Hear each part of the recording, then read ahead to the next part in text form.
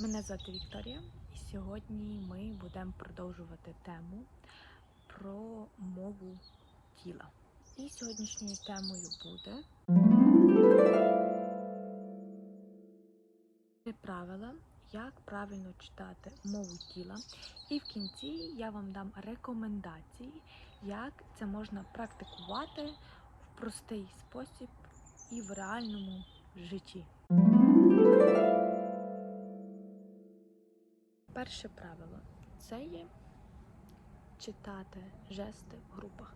Що це означає читати жести в групах? Спочатку не потрібно жести окремо ділити. Потрібно всі жести брати в одне ціле. Якщо людина, наприклад, чіпає своє волосся або свою голову, так, це може означати багато чого. Можливо, вона має алергію, вона має висипання, можливо, вона себе невпевнено почуває, має тривогу. Або це її просто, скажімо так, улюблений жест чіпати волосся. Не раз дівчата можуть просто поправляти собі волосся, так, тому що там може мішати або коли вітер. І це не означає, що потрібно брати тільки до уваги цей жест, коли людина чіпає волосся або голову. Потрібно також включати її положення, коли вона сидить, її руки, її все тіло, всю її мову тіла. І тоді ви будете правильно читати мову тіла людини. Веду вам зараз простий приклад. Ось тут я розташую вам картинку, на якій зображено чоловік, який сидить. Так? Що ця поза означає?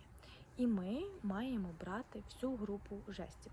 Перше ми маємо звернути увагу, це є таке основний негативний жест, коли людина ставить руки на обличчя. Так? Пару пальців, 2 чи 3. Подивлюся, у мене тут є збоку картинка. Вказівний палець спрямовано вверх, так? І він лежить якби на щоці, а середній прикриває рот і великий підтримує підборіддя, так? І додатковим свідченням, що він критично ставиться до цієї якоїсь ситуації, або він когось слухає, або на співбесіді, не знаю, що його ноги схрещені і рука лежить якби на грудях. Я в попередньому відео розказувала, що ось ця поза, або коли ми закриваємо груди, це є або якась тривога, або якась захисна реакція. А голова та підборіддя, коли спрямовано вниз, це є якась ворожа або негативна оцінка тієї чи іншої людини. Це плюс-мінус означає те, що мені не подобається те, що ти говориш, або ні. І ще також людина може говорити я згоден з цим, але ось ця позиція показує, що він категорично не згодний, він просто, можливо, він вам бреше. Зараз я вам розміщу ще одне фото. Гіларі Клінтон використовує цю групу жестів, якщо вона в чомусь не впевнена. Підсумок цього першого правила – це те, що треба всі групи жестів читати разом. Правило 2 – це є шукати сумісність. Що це означає сумісність? Це те, що людина говорить, і мову тіла. І якщо сигнали, що надходять від мови тіла, не є сумісними зі словами, особливо жінки покладаються на невербальну мову тіла, вони будуть ігнорувати поміст. Вони не будуть чути, що ви говорите. Вони будуть тільки дивитися на вашу невербальну мову тіла. Це якось відбувається автоматично. Я не знаю, якось воно так зроблено, що навіть коли я когось слухаю, якби прослуховую, або десь літаю, або зациклююся, це мені дає такий дзвіночок, що щось людина або приховує, або не договорює. Якщо мені не цікаво, ніби все добре, ніби дуже цікава тема, але немає зв'язку між невербальною мовою тілою і вербальною. І особливо це замічають жінки, коли особливо люди стараються підлаштувати невербальну мову під свої слова. Тому підсумком цього правила є те, що треба шукати сумісність між невербальною мовою тіла і вербальною. Якщо ні, це дуже сильно замітно, коли людина бреше, не впевнена, якщо нема зв'язку між вербальною і невербальною мовою тіла. Третє правило – це є правило «читайте жести в контексті». Це також досить така поширена помилка. Усі невербальні сигнали слід розглядати в контекстному змісті, в якому ці сигнали відбуваються. Наприклад, я сам тут прикріплю фотографію. Якщо хтось сидить на зупинці холодною зимою, міцно схрестивши руки і опустивши підборіддя, не раз схрестивши ноги, це швидше за все означає, що людині холодно, тому що зима, так?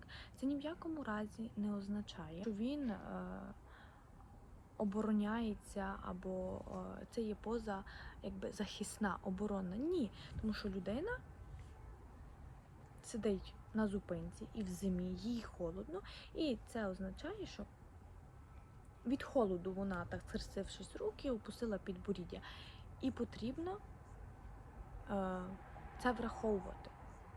Де це відбувається, в який період і за яких обставин. Однак, якщо людина би використовувала ось цей жест, якісь зустрічі, де вона би, хтось би пропонував їй продукт, і вона би ось цю мову тіла використовувала, це би означало, що вона негативно налаштована на цей продукт, або вона вже собі зрозуміла, що це не для неї, і вона категорично скаже «ні».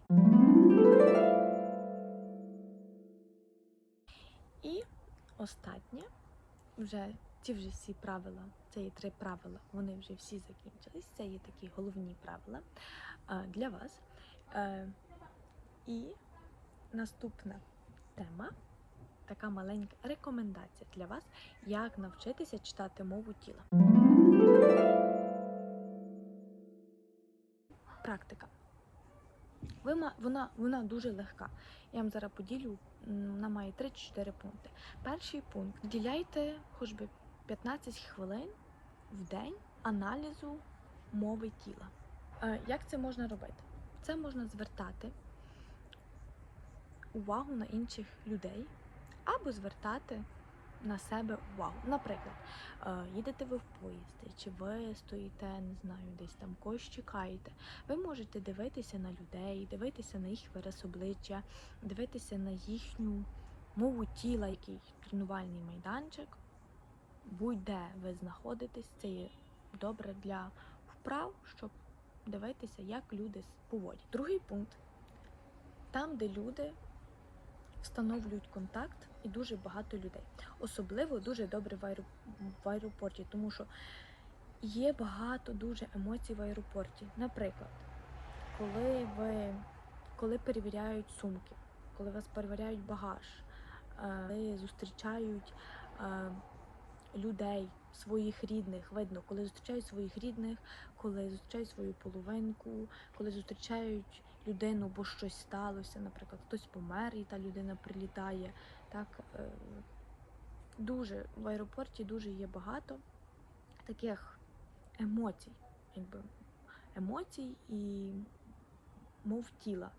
І переважно в аеропорті дуже тяжко приховати мову тіла. Третє, Це є телебачення. Телебачення – це дуже добра вправа для того, щоб розуміти мову тіла. Ви можете вимкнути звук, наприклад, пройшло 2 хвилини, ви подивіться на мову тіла, попробуйте зрозуміти, а потім можете перемотати і натиснути далі, щоб послухати і перевірити самого себе, що ви зрозуміли і про що вони в загальному розмовляли. Четверте, коли ви вже плюс-мінус навчитеся читати мову тіла, ви будете дуже сильно замічати на собі і на інших людей, яких ви не чуєте. Просто, наприклад, стоїть 2 людини, вони спілкуються, і ви будете плюс-мінус розуміти, чи вони нервові, чи вони вирішують якісь проблеми, чи вони просто спілкуються.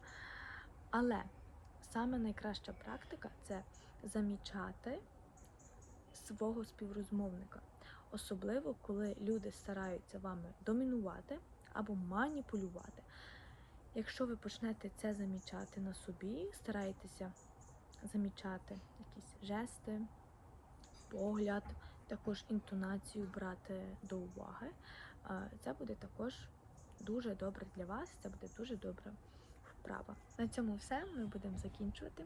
Дуже сильно дякую всім за перегляди, всім па-па, гарного дня і всім до зустрічі!